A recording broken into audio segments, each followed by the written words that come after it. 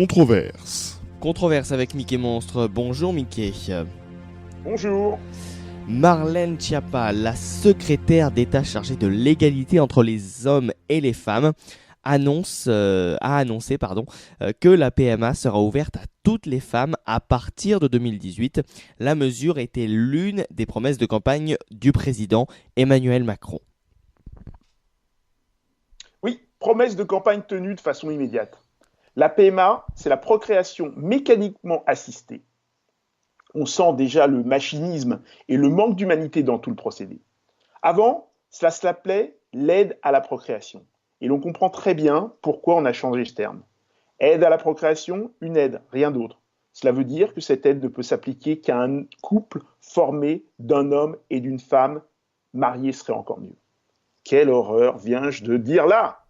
Il faut un peu plus qu'une aide pour que deux femmes aient un enfant. Et pour que deux hommes en aient un, par ce procédé, cela est au-delà du très rare miracle, car il faut que l'un des deux partenaires soit une femme pour pouvoir recevoir le don de sperme d'un donneur anonyme. En d'autres termes, la PMA a été créée pour les couples hétérosexuels dont le mari était stérile. L'enfant verra, dans le mari de sa mère, son père et il sera protégé par les liens du mariage. Pas très moderne et ouvert, n'est-ce pas ?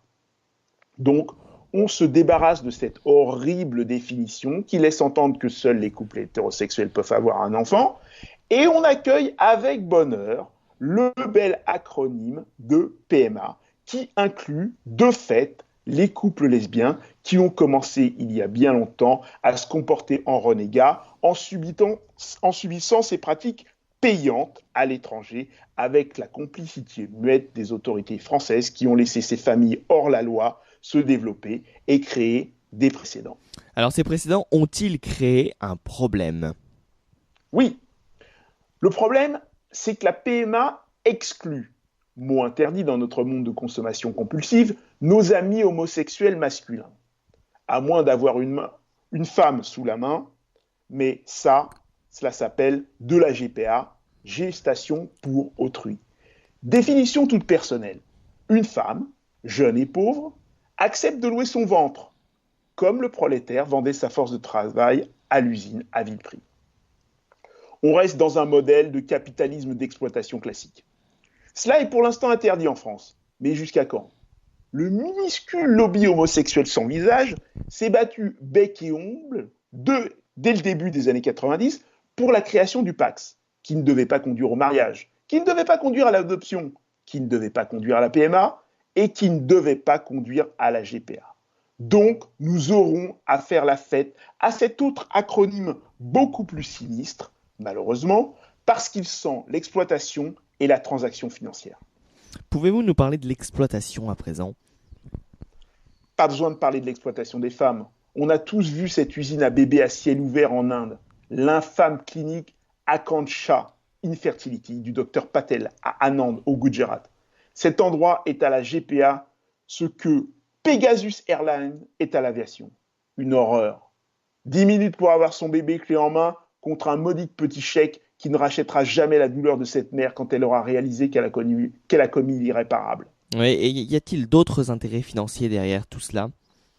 Oui, il y a aussi le business des laboratoires dans lequel des professeurs m'abusent sont en train de produire des enfants avec le sperme de deux hommes. Avoir des enfants sans passer par le côté naturel et gratuit d'une relation sexuelle entre un homme et une femme est plutôt compliqué. Il faut du personnel médical et des endroits médicalisés pour les examens, les stimulants, pour les familles fertiles, le recueil des spermes et des ovocytes, toute une machinerie lourde qui ne peut se faire que si la loi le permet. Donc, les homosexuels sont les porte-étendards, et malheureusement pour eux, les idiots utiles des gros laboratoires de recherche sur le vivant. Et alors vers où vont ces recherches ? Ces recherches vont directement vers le transhumanisme, l'homme augmenté, ou bien créer des enfants hors sol, sans attache.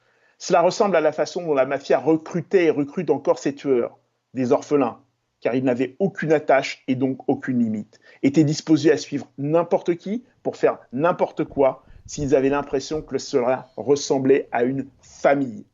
Il semble que le capital ait décidé de produire ces nouveaux consommateurs compulsifs de la même façon.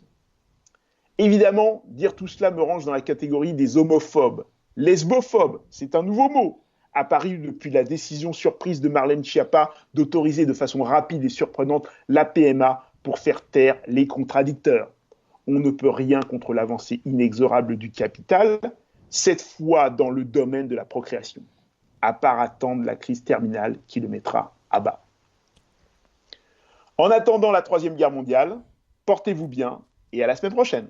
Merci beaucoup Mickey Monstre, c'était Controverse dans C'est l'info.